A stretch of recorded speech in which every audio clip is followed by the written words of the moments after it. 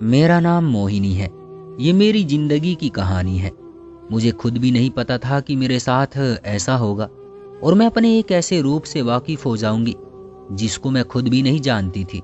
हम लोग बहुत ज्यादा गरीब थे। पूरे खानदान में सबसे गरीब घर हमारा था। हमारे खानदान के सब लोग अमीर थे। न जाने हमारे साथ क्या मसला था। दरअसल मेरे माँ बाप ने भागकर शादी की थी, इसलिए सारे खानदान ने इनका बॉयकॉट कर दिया था। कोई एक दूसरे का ख्याल नहीं करता था और हमें किसी भी चीज में शामिल नहीं किया जाता था। फिर न जाने हमारी ही किस्मत खराब थी कि वाकई हमने सारी जिंदगी कोई भी अच्छी चीज न देखी न खाई। इसी तरह जिंदगी गुजर रही थी। मेरी सारी चाचा की लड़कियों के रिश्ते अच्छी जगह हो गए थे और हमारे सारे रिश्तेदारों ने उनसे दहेज की जिम्मेदारी ली थी। सबने मिलजुल कर दहेज इकट्ठा किया।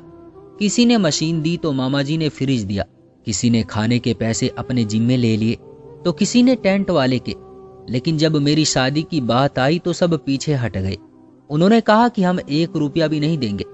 हमारे पास 1 रुपया भी नहीं है। हम ये सोचकर परेशान थे कि न जाने शादी कैसे होगी। मैं कोई इतनी ज्यादा खूबसूरत भी नहीं थी। मेरी माँ बहुत परेशान थी। वो कहती थी कि मेरी जिंदगी की तरह मेरी बेटी की भी जिंदगी बर्बाद हो जाएगी, क्योंकि माँ की तरह बेटी का भी नसीब खराब होता है। जैसा नसीब माँ का होता है, बेटी भी वैसा ही नसीब लेकर पैदा होती है। लेकिन मेरी माँ के नसीब में एक चीज सबसे अच्छी थी और वो थे मेरे बाबा, जो मेरी माँ से बहुत प्यार करते थे। उन्होंने अगर मेरी माँ के साथ भागकर शादी की तो फिर सारी जिंदगी उनका साथ भी तो निभाया था। फिर मेरे लिए एक रिश्ता आ गया और जब इस रिश्ते की हल्की सी खबर मेरी बुआ तक पहुंची तो वो तो पहले ही हैरान हो गई और हमारे घर बाकायदा पूछने चली आई कि वो बड़ी कोठी वालों के घर से वाकई में रिश्ता आया है या कोई झूठ है। तो मेरे बाबा ने कहा कि रिश्ता तो आया है, लेकिन अभी हमने हाँ नहीं कहा है। ये लोग बहुत ज्यादा अमीर थे। इनका पूरे मोहल्ले में सबसे बड़ा घर था, क्योंकि इनका खानदान भी सबसे बड़ा था। इस घर के 11 बेटे थे। सारे ही जवान थे और सारे ही नौकरी वगैरह भी किया करते थे, इसलिए उन्होंने अपना घर नया बनाया था। पहले भी उनका सबसे बड़ा घर था, लेकिन अभी उसको तोड़कर बिल्कुल ही नया बना लिया था और बहुत ही ज्यादा खूबसूरत था। उन लोगों का हमारे मोहल्ले में एक नाम था। सब कहते थे कि बड़ी किस्मत वाले और बड़े ही अमीर लोग हैं। उनके सबसे बड़े बेटे की उम्र 30 साल थी और उसी का रिश्ता मेरे लिए आया था। मेरे घर वाले भी हैरान थे, लेकिन अभी उन्होंने हाँ नहीं कहा था। जबकि ये बात खानदान वालों को पता चली तो वो ज्यादा ही हैरान हुए और कहने लगे कि ये हो ही नहीं सकता। इन लड़कों का बाप जिंदा नहीं था, सिर्फ माँ ही थी, लेकिन उसका भी पूरे मोहल्ले पर रोब था। वो बहुत ही ज्यादा पढ़ी लिखी और समझदार औरत थी और उसका अपना ही एक लुक था। उसने कांधे पर चादर रखी होती थी। शक्ल से वो काफी होशियार भी लगती थी। वो हमारे घर रिश्ता देखने आ गई और उन्होंने मुझे काफी गौर से देखा। मुझे पूरा यकीन था कि वो इनकार कर देगी, क्योंकि उनको अपने सबसे बड़े बेटे पर सबसे ज्यादा गर्व जो होगा और उसे वो सबसे ज्यादा प्यार भी करती होगी। मैं खूबसूरत थी, लेकिन कोई इतनी भी नहीं कि मुझे देखकर कोई हैरान ही रह जाता। उन्होंने कहा, लड़की तो मुझे पसंद है, लेकिन आप लोग दहेज में कुछ भी देने वाले नहीं है। आपकी तो हालत देखकर मुझे पहले ही पता चल गया है। मेरी माँ ने भी किसी तरह का कोई झूठ नहीं बोला। उन्होंने कहा कि हमारे पास देने के लिए सिर्फ हमारी बेटी ही है। मेरी माँ ने ये भी बता दिया कि दरअसल हमने पसंद की शादी की थी, इसलिए खानदान और मोहल्ले वाले हमें अच्छा नहीं समझते और वो हमारा साथ नहीं देते। उस औरत ने कहा कि पसंद की शादी करना तो आप लोगों का हक है, इसके बारे में कानून की भी काफी गुंजाइश है। वो कानून के बारे में भी काफी जानती थी, इसलिए उसने ये बात की। मुझे अच्छा लगा कि चलो कम से कम ये इस चीज को गलत तो नहीं समझती। और उसने कहा कि मेरे खानदान में पहले बेटे की शादी है और आपको पता है कि दहेज शादी में बड़ा जरूरी होता है। इसका दहेज तो मैं खुद बना लूंगी, अपनी शान के मुताबिक अपनी मर्जी का बना लूंगी और सबको कह दूंगी कि आप लोगों ने बनाया है। ये बात सुनकर भी हम लोग हैरान रह गए कि औरत हम पर इतनी मेहरबान क्यों है। और इसने जब एक और बात की तो फिर हम लोग वाकई और हैरान हुए।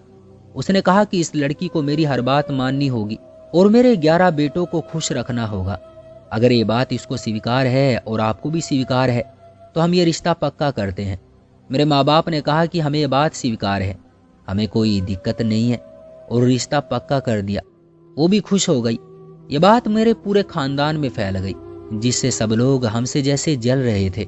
मेरी माँ का कहना था कि आज बहुत सालों बाद ये महसूस हो रहा है कि हमने जितनी तकलीफ काटी है उन सब का उजाला होने वाला है। रिश्ता भी पक्का हो गया, शादी की तैयारियां भी होने लगी। हमारे घर दहेज का सामान भी आने लगा, जो कि मेरी होने वाली सास ले रही थी। लेकिन सामान हमारे घर में ही आ रहा था ताकि लोग ये समझे कि ये हमने इकट्ठा किया है। मेरे बाबा कह रहे थे कि कैसी इज्जत बनाई है ईश्वर ने हमारी, वरना हम तो ये सब कुछ नहीं ले सकते थे। मैंने अपनी माँ को एक दिन कहा कि आपने उनकी बात पर ध्यान नहीं दिया। उन्होंने ऐसी बात क्यों की कि ये मेरे 11 बेटों को खुश रखेगी? इस बात का क्या मतलब था? मेरी माँ ने कहा कि पगली, इस बात का क्या मतलब हो सकता है? यही मतलब हो सकता है कि तुमको उनके घर के सारे काम करने होंगे, उन सब की बात माननी होगी। वो तुम्हारे देवर होंगे तो कभी कोई फरमाइश करेंगे कि हमारे लिए ये बना दो भाभी, हमें इस चीज को खाने का दिल कर रहा है। तो क्या तुम उनका ख्याल नहीं रखोगी? उनका यही मतलब था कि तुम उनकी इज्जत करोगी और उनका ख्याल रखोगी। और वैसे भी तुम कहती हो कि मेरा कोई भाई नहीं है, तो तुम्हें तो 10 भाई मिलने वाले हैं।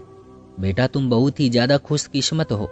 उनके साथ अच्छे तरीके से रहोगी, उनकी इज्जत करोगी, तो वो भी तुम पर जान छिड़कते फिरेंगे। देवर भी तुम्हारी हर बात मानेंगे। कोई काम होगा तो सब भाग भाग कर करेंगे और कभी भी मना नहीं करेंगे। मैं भी इस बात पर खुश हो गई। माँ ने कहा कि तेरी किस्मत बिल्कुल भी मुझ पर नहीं गई है। मैं इस बात से बहुत खुश हूँ, बस तू बिल्कुल संतुष्ट हो जा, सब कुछ ठीक है। मेरी शादी हो गई और मैं अपने घर में आ गई। मेरे माँ बाप की बहुत इज्जत बनी, सारे खानदान वाले हैरान थे। उन्होंने कहा कि इतना अच्छा दहेज तो किसी ने भी अपनी बेटी को नहीं दिया। मेरे माँ बाप ने कहा कि हम न जाने कब से एक एक रुपया जमा कर रहे थे। मेरे बाबा ने कहा कि अगर हम इतने बुरे होते तो हमारे साथ इतना अच्छा नहीं होता, मेरी बेटी को भी हमारे किए की सजा मिलती। इसका मतलब है तुमने कुछ गलत नहीं किया था। हमने एक दूसरे को पसंद करके शादी की थी और पसंद की शादी कोई पाप नहीं है। मैं अपने घर में आ चुकी थी, अपने कमरे में बैठी थी, बहुत ज्यादा खुश थी, बहुत ही खूबसूरत लग रही थी। मेरे पास किसी चीज की कमी नहीं थी। उन्होंने मेरे लिए बहुत प्यारे जोड़े बनाए थे, बहुत अच्छी चीजें बनाई थी, मुझे बहुत सारे पैसे भी दिए थे। मैंने अपने सारे देवरों को देखा था, वो सारे ही जवान खूबसूरत थे और बहुत ही अक्लमंद और होशियार लगते थे। मेरी सास भी खुश थी। उन्होंने कहा कि मेरी बहू घर में आ गई है, बस अब मुझे और किसी चीज की भी ख्वाहिश नहीं है। अगले दिन ही उन्होंने मुझे सब कुछ समझाया कि किसको क्या पसंद है। उनका कहना था कि खाना तुम्हें बनाना होगा, हम लोग नौकरों के हाथ का खाना नहीं खाते हैं।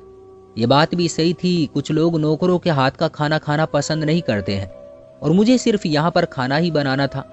और मैंने पूरा दिन करना ही क्या था। इस काम के लिए भी मेरे साथ एक नौकरानी को रखा गया था, जिसका काम सब्जी काटना और बर्तन धोना था। मैंने कहा कि ठीक है, मैं खाना बना दिया करूंगी। जब रात हुई तो मेरे साथ कुछ ऐसा हुआ जिसके बारे में मैंने कभी सोचा भी नहीं था। मैं सारे काम खत्म करके अपने कमरे में आ चुकी थी और अब अपने कपड़ों को सेट करके रख रही थी। मेरा रुख अलमारी की तरफ था जब मेरे पीछे कोई आकर खड़ा हो गया। जाहिर है ये मेरा पति ही हो सकता था। मैंने कहा कि इतनी देर से आए हैं मेरे कमरे में, वक्त मिल गया आपको? आप बहुत ही ज्यादा बिजी रहते हैं, लेकिन इसका मतलब ये नहीं है कि अपनी पत्नी का कोई ख्याल न रखे। अभी हमारी शादी को 2 दिन भी नहीं हुए हैं। मुझे ये बताइए कि मुझे घुमाने के लिए कहाँ लेकर जा रहे हैं? आपके घर का माहौल तो बहुत खुला है, मुझे नहीं लगता कि इस बात से मना किया जाएगा। मैं एक ही सांस में बोलती जा रही थी और अभी भी अपने काम में बिजी थी। मेरे पति ने मेरे कांधे पर हाथ रखा हुआ था। उसने कहा कि मेरी जान, तुम जहाँ कहोगी मैं तुम्हें साथ ले जाऊंगा। इतना कहना था कि मैं चौंक गई और झटके से वहां से हटी और दीवार से लग गई, क्योंकि जो मेरे पीछे खड़ा था वो मेरा पति नहीं था, मेरा देवर था। लेकिन उसने ऐसी बात क्यों कही? शायद वो मजाक कर रहा था। मैं भी तो पागल थी ना, उसे देखे बिना ही बोलना शुरू कर दिया। मैंने कहा कि ओहो, आप हैं। मैं समझी कि तुम्हारे बड़े भाई दीपेश हैं। मेरे पति का नाम दीपेश था। उसने कहा कोई बात नहीं भाभी, आप परेशान ना हो, और वो बेड पर बैठ गया। मैं हैरान हुई और बाहर जाने लगी। जब मेरी सास ने कहा कि इस टाइम बाहर क्या कर रही हो, कमरे में जाओ, अपने पति को वक्त दो। उसने कहा वो कमरे में मयंक बैठा है, इसलिए मैं बाहर आ गई। अच्छा नहीं लगता कि मैं भी कमरे में बैठ जाऊं? वैसे दीपेश कहाँ है? वो तो इस टाइम घर आ जाते हैं। मेरी सास ने कहा कि तुम कमरे में जाओ, बाकी मयंक तुम्हें बता देगा। मुझे ये बात समझ नहीं आई। मैं कमरे में आई, मैंने अपने देवर से पूछा कि तुम्हारे बड़े भाई कहाँ हैं? उसने कहा कि भाई इस टाइम काम कर रहे होते हैं। आज उनको बहुत जरूरी काम था। फैक्ट्री से कॉल आई थी कि रात को नहीं आएंगे। मैंने कहा कि अच्छा। मैं सोच रही थी कि ये मेरे कमरे से कब जाएगा। अगर मेरे पति ने रात में घर नहीं आना तो ठीक है, मैं दरवाज़ा बंद करके सुकून से सो सकती थी। लेकिन ये उठ ही नहीं रहा था, बल्कि ये तो बिस्तर पर लेट गया। मेरा देवर ऐसे लेटा था जैसे ये उसका कमरा है और यहाँ से बाहर ही नहीं जा रहा था। मुझे अजीब सा महसूस होने लगा और मैं खुद वहाँ से बाहर जाने लगी, जब उसने मेरा हाथ पकड़कर मुझे रोक दिया और दरवाज़ा भी बंद कर दिया। सुबह मेरा पति कमरे में आया तो मैं किसी जिंदा लाश की तरह बैठी थी और दिल में सोच रही थी कि उसे सब कुछ बता दूंगी, जिसने मेरे साथ इतना बुरा किया है। मैं अपने पति को इसके बारे में बताकर अपने पति से इंसाफ मांगना चाहती थी और सोचा था कि उसे कहूंगी कि मेरी रक्षा करे, क्योंकि वही मेरा रक्षक है। मैंने ये बात अपने पति को बता दी तो उसने मेरी बात को चुपचाप सुना और उसके बाद कहा कि ठीक है, जाओ जाकर मुंह हाथ धो लो और खाना बना दो, मुझे बहुत भूख लग रही है। मैं हैरान रह गई कि आखिर इस बात पर उसका ये किस तरह का रवैया था। क्या उसे कुछ और नहीं करना चाहिए था? जब मैंने उसे हैरान होकर देखा तो उसने कहा कि जाओ जाकर मेरे लिए खाना बना दो, मुझे भूख लग रही है। मुझे 2 घंटे बाद फिर से जाना है, मेरा कोई काम है। मुझे लगा कि शायद वो अपने भाई के खिलाफ कुछ नहीं करना चाहते हैं और जो हुआ वो एक हादसा था। लेकिन अब यह हादसा रोज होता था। वो सारे भाई बारी बारी मेरे कमरे में आते थे। मैंने उन लोगों को शर्म दिलाने की कोशिश की, उनसे कहा कि तुम लोगों को शर्म नहीं आती, तुम लोग ये सब कुछ कैसे कर सकते हो। उसने कहा कि हमें तो पहले ही इस बारे में पता था और हमें यह भी बताया गया था कि शायद आपको भी पता है, तो फिर आप इतने नखरे क्यों कर रही हैं? आप हम सब की पत्नी बनकर आई हैं इस घर में, यह कोई आम बात नहीं है। लेकिन हमें यकीन दिलाया गया था कि आपको इस बारे में पता होगा। वो लोग जितने संतुष्ट थे मैं उतनी बेचैन थी। मेरा दिमाग उलझा हुआ था। मैं किसी को ये बात बता भी नहीं सकती थी। अपनी सास को बताया तो उसने कहा कि मैंने तुम्हारे घर वालों के सामने पहले ही कहा था कि तुम्हें मेरे सारे बेटों को खुश रखना होगा। तब तुम्हारे घर वालों ने फौरन हाँ कहा था। इसका और क्या मतलब था? मैंने कहा कि इसका मतलब ये बिल्कुल भी नहीं था। उन्होंने कहा कि हमारे लिए यही मतलब था। जब घर में कोई मेहमान आता था वो लोग मुझे बहुत ज्यादा इज्जत देते थे। मेरी सास मेरे सदके वारी जाती और मुझे बहुत ही ज्यादा पसंद करती कि मेरी बहू बहुत अच्छी है, मेरा बहुत ख्याल रखा जाता है। हाँ, मेरे लिए सोने के जेवरात, जोड़े, कपड़े, सब कुछ जो भी मांगती वो हाजिर कर देते थे। वो सारी चीजें जो मैंने अपनी जिंदगी में कभी नहीं देखी थी, जिनके लिए मैं तरसती रहती थी, जो मेरी माँ ने भी कभी नहीं देखी थी, और जो चीज किसी औरत के लिए वाकई बहुत अहम होती है, वो सब मुझे मिल रहा था। मेरे रिश्तेदार मुझे देखकर हैरान थे। मेरे नाज नखरे देखते तो हैरान होते थे, मुझ पर गर्व महसूस करते थे और कहते थे कि तुम्हारी किस्मत बहुत ही ज्यादा अच्छी है। दिन इसी तरह गुजर रहे थे और मुझे अभी तक यकीन नहीं हो रहा था कि मेरी सास मेरे साथ ये सब कुछ कर रही है। वो लोग मेरे साथ ऐसा कैसे कर सकते थे? मैं ये बात किसी को नहीं कह सकती थी, लेकिन अब मैं जहनी दबाव में आने लगी। मुझे सब कुछ गलत लगने लगा। मैं अपने पति को देखती तो मुझे उस पर गुस्सा आ जाता था। वो ये सब कुछ बर्दाश्त कर रहा था। मैं उसकी इज्जत बनकर इस घर में आई थी। अगर इस वक्त कोई गलत था तो वो मेरा पति था। ये उसी की वजह से हो रहा था, वही सबको रोक सकता था। मैं उसके कदमों में बैठ गई। मैंने उसे कहा कि ये सब कुछ क्या हो रहा है? मैं आपकी पत्नी हूँ, आपके सहारे इस घर में आई हूँ, और आपके इस घर में मेरे साथ क्या हो रहा है? ऐसा कभी मैंने किसी के साथ होते हुए ना सुना है ना देखा है। ऐसा तो कहानियों में भी नहीं होता है। आप लोग किस तरह के लोग हैं? ये क्या जुल्म कर रखा है? मैंने आप लोगों का क्या बिगाड़ा है? मुझे किस बात की सजा मिल रही है? उसने कहा कि इस घर में वही होता है जो मेरी माँ चाहती है। मैंने कहा कि तुम्हारी माँ ये चाहती है कि मैं उसके सारे बेटों के हाथों इस्तेमाल होती रहूं। तो मेरे पति ने कहा कि हाँ, वो तो हमेशा से यही चाहती है। वो कोई बात नहीं सुनता था, मुझसे नजर नहीं मिलाता था। जाहिर है जिसके दिल में चोर हो वो आपसे नजरें क्यों मिलाएगा? आहिस्ता आहिस्ता मेरी दिमागी हालत भी खराब होती जा रही थी। मुझे अजीबो गरीब किस्म के वहम होने लगे थे। मुझे लगता था कि मेरा मर जाना ही बेहतर है, क्योंकि मैं किसी काबिल नहीं रही हूँ, न किसी के साथ रहने के, ना ही अपने काबिल हूँ। अपने माँ बाप के पास जाकर उनको सब बताने के लिए अब बहुत देर हो गई थी, क्योंकि उनका ये कहना होता कि तुमने हमें पहले दिन क्यों ना बताया। एक दिन मैं अपनी सास को देख रही थी। उनकी शक्ल देखकर ऐसा लगता था कि वो बहुत ही ज्यादा नाखुश सी थी। हालांकि वो हनुमान जी की बहुत बड़ी भक्त थी, मगर वो मेरे साथ ऐसा कैसे कर सकती थी? मैं उसी ख्याल में सीढ़ियों से उतर रही थी जब अचानक से मेरा पांव फिसल गया। मैं नीचे गिर गई। मेरी सास बहुत ज्यादा परेशान हो गई। उन्होंने फौरन मुझे उठाया, डॉक्टर को बुलाया। डॉक्टर ने कहा कि कोई मसला नहीं है। फिर भी वो मुझे अस्पताल ले गई और वहां से मेरा पूरा चेकअप करवाया कि मैं ठीक हूँ, कहीं मेरी हड्डी तो नहीं टूट गई है। वो इस कदर परेशान हो रही थी, सब कह रहे थे कि कितना प्यार है इसको अपनी बहू से, जबकि ये सिर्फ मैं जानती थी कि उनकी असलियत क्या थी। लेकिन ये बात भी सच थी कि घर में होने वाले उस बुरे काम के अलावा मेरे साथ कभी भी कुछ भी बुरा नहीं होता था। सब लोग मेरा बहुत ख्याल रखते थे। लेकिन ये किस किस्म के लोग हैं? या तो ये सारे पागल थे और या फिर मैं पागल हो गई थी। जब मैं घर आ गई तो मेरी सास आकर मेरे पास बैठ गई। तो उन्होंने कहा कि तुम ठीक तो हो? मैंने कहा कि आप क्यों मेरी झूठी फिक्र कर रही हैं? उन्होंने कहा कि ये झूठी फिक्र नहीं है, तुम मेरी बहू हो और हमेशा तुम ही मेरी बहू रहने वाली हो। मुझे उनकी ये बात समझ नहीं आई। मैंने कहा कि आप कहना क्या चाहती हैं? एक तरफ तो आपने मेरी जिंदगी को नरक बना दिया, मुझे इस आग में झोंक दिया है, और दूसरी तरफ मेरी फिक्र ऐसे कर रही है जैसे मैं आपकी बेटी हूं। उन्होंने कहा कि तुम ही मेरी बेटी हो। उन्होंने मेरे सर पर हाथ फेरा तो मैंने उनका हाथ झटक दिया। मैंने कहा कि आप जैसी औरत मैंने आज तक नहीं देखी, आप नरक में जाएंगी। उन्होंने गहरी सांस ली और कहा कि ये सब करने के पीछे मेरा एक मकसद था। जब उन्होंने मुझे ये बात बताई तो मेरे कदमों तले से जमीन निकल गई। उन्होंने कहा कि मेरे 11 बेटे थे जो सारे ही शादी के काबिल हो चुके थे।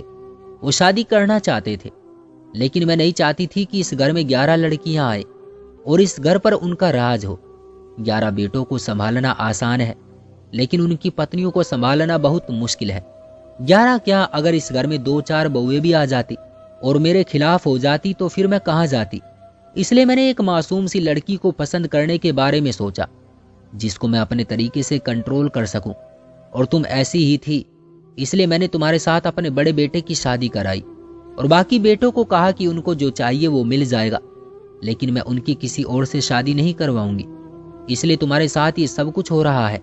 लेकिन तुम फिक्र नहीं करो, तुम्हें तो खुश होना चाहिए कि मेरी सारी मोहब्बत, मेरी सारी दौलत, सब कुछ सिर्फ तुमको ही मिलेगी और तुम मेरे साथ हमेशा खुश रहोगी। मैं तुम्हें हमेशा लाड़ से रखूंगी, अपनी बेटी बनाकर तुम्हारे नाज नखरे उठाऊंगी।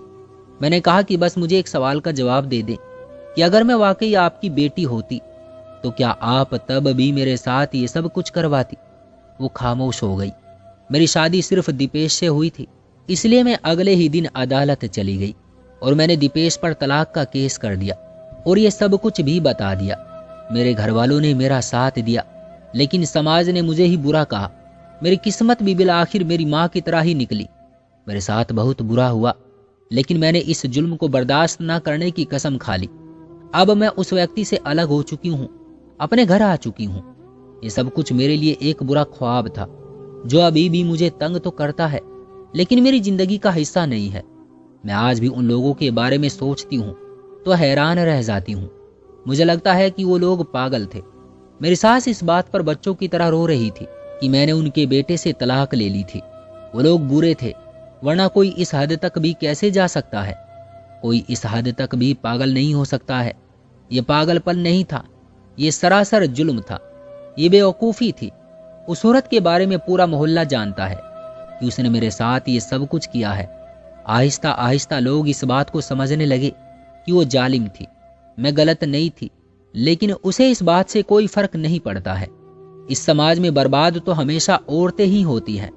औरत की ही गलती बना दी जाती है और सजा भी सिर्फ औरतों को ही मिलती है। लोग मेरे बारे में सब कुछ जानते हैं। मुझे नहीं लगता कि कोई फिर से मुझे अपनी इज्जत बनाने का कदम उठाएगा, लेकिन मुझे खुशी इस बात की है कि मैं उस नरक से बाहर निकल आई।